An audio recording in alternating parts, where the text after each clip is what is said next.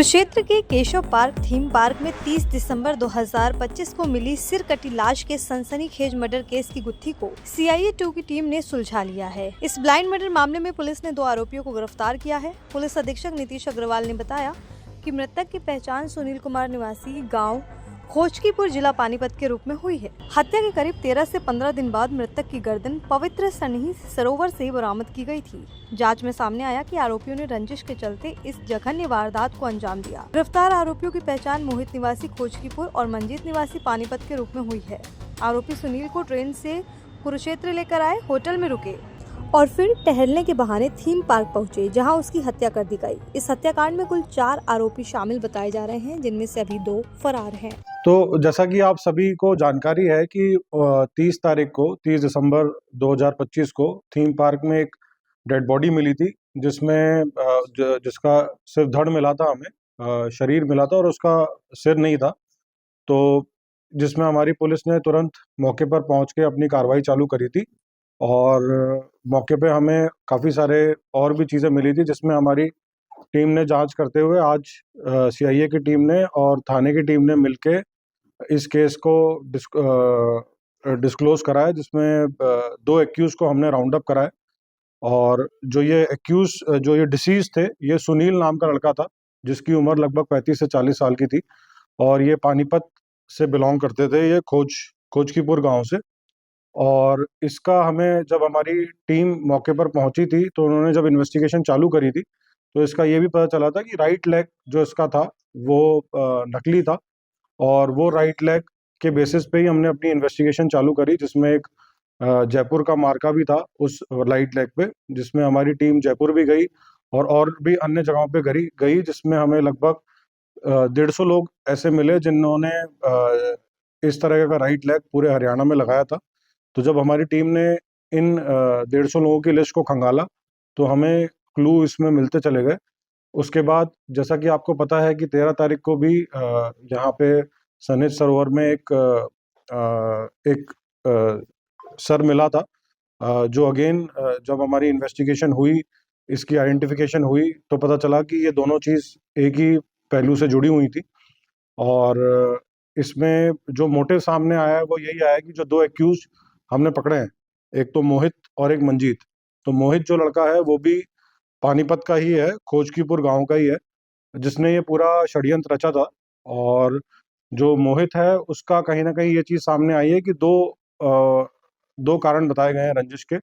एक तो ये था कि मोहित का इसकी जो डिसीज्ड है सुनील, उसकी वाइफ के साथ कहीं ना कहीं इलिसिट रिलेशनशिप में था वो, जिस कारण से उसने इस वारदात को अंजाम दिया। और दूसरा ये था कि मोहित जो है वो सुनील की बाइक चलाता था और सुनील ने ये बाइक अपने नाम से ली हुई थी और वो कहीं ना कहीं सुनील जो था वो दारू पीने का काफ़ी ज़्यादा आदी था। तो वो इससे कहीं ना कहीं अपने दारू के सेवन के लिए मोहित को बार बार परेशान भी करता था कि मैं तेरे से कभी इससे 100 रुपये ले लिए, कभी 200 रुपये ले लिए, कि वरना ये मैं तेरे से बाइक ले लूँगा। तो इस चीज़ों से तंग आके मोहित ने ये पूरा प्लान रचा और इसने मंजीत को और मंजीत के भाई अंकुश को इस प्लान में शामिल किया। और 25 दिसंबर को इन्होंने अपनी प्लानिंग चालू करी और 29 तारीख को ये लोग कुरुक्षेत्र में आए और इन्होंने सही मौका देख के जहाँ पे थोड़ा सा अंधेरा था थीम पार्क में, उस मौके को चुना और इसको वहीं इसका कत्ल किया इन लोगों ने। सर किस चीज में आए थे? गाड़ी में आए थे? ये ट्रेन में आए थे, जो तीनों चारों बंदे थे ये सारे ट्रेन में आए थे।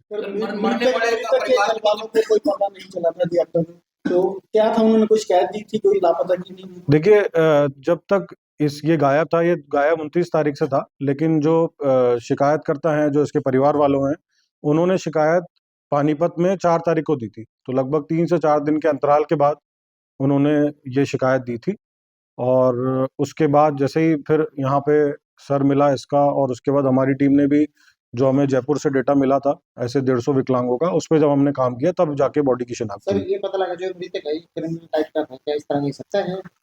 देखिए, ऐसी कोई चीज़ अभी क्रिमिनल रिकॉर्ड तो इसके बारे में नहीं आया है, पर ये चीज़ ज़रूर सामने आई है कि ये दारू का सेवन ज़्यादा करता था और नशे की हालत में अपने परिवार वालों को भी प्रताड़ित करता था इस चीज़ के लिए, और अपनी वाइफ को भी और अपने परिवार वालों को भी इससे कहीं ना कहीं दुखी थे। सर जिन्होंने हत्या की है कोई आपराधिक मामले हैं? देखिए अभी तक जो 2 एक्यूज हमने राउंड अप करे हैं उनके कोई आपराधिक मामले अभी तक सामने नहीं आए, लेकिन अभी तक इनसे इंटरोगेशन जारी है और भी कोई चीज इनसे और भी कोई मामले खुलते हैं तो हम देखेंगे। सरकार कुछ क्यों चुना सर इन लोगों ने, बहुत शहर में कुरुक्षेत्र ही क्यों चुना, क्यों पानीपत?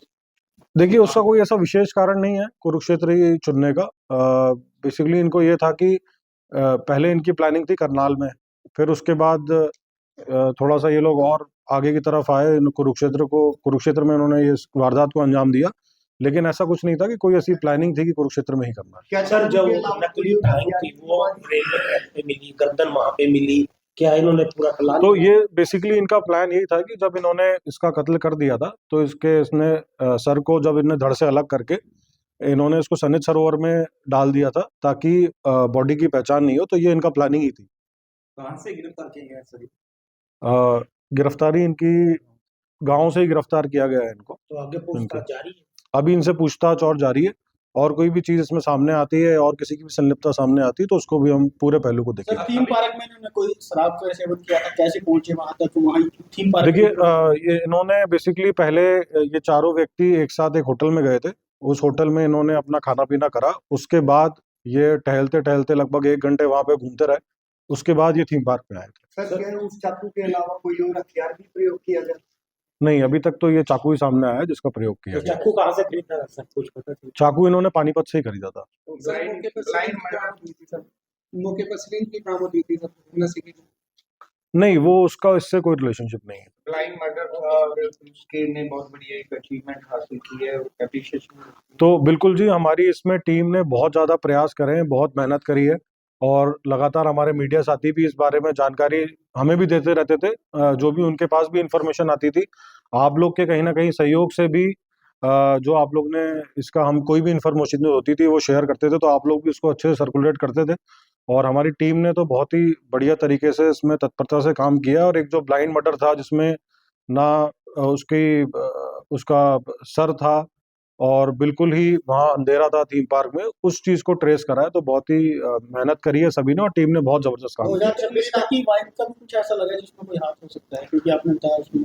देखिए उस चीज को अभी हम और डीपली एक्सप्लोर कर रहे हैं, क्योंकि मर्डर एक बहुत ही संगीन जुर्म है, और इसमें हम अपनी पूरी तसल्ली करने के बाद अगर हमें किसी की भी इन्वॉल्वमेंट मिलती है तो उसको बख्शा नहीं सर जाएगा। ऐसे जो अपराधी होते हैं, ऐसे काम करते हैं जो, क्या उनसे कुछ संदेश देना चाहोगे कि ऐसे कुछ भी पुलिस छोड़ेगी नहीं कुछ भी? देखिए मैं सभी को यही बोलना चाहूंगा कि कुरुक्षेत्र में पिछले साल भी हमने लगभग जितने भी अपराधी किस्म के लोग थे, भले ही वो ऑपरेशन हॉटस्पॉट डोमिनेशन हो या ऑपरेशन ट्रैकडाउन हो, उसमें कुरुक्षेत्र पुलिस ने बहुत अच्छा काम किया है, और क्रिमिनल्स को ज़्यादा से ज़्यादा, भले ही वो हमारी संगठित अपराध की धाराएं हों, उनमें उनको काबू किया है। और इसके अलावा हमारे पूरे जिले में लगभग 6 से 7 एनकाउंटर भी हुए। तो मैं जितने भी क्रिमिनल हैं उनको यही संदेश देना चाहूँगा कि अगर वो कोई भी अपराध करेंगे तो वो बिल्कुल भी बख्शे नहीं जाएंगे।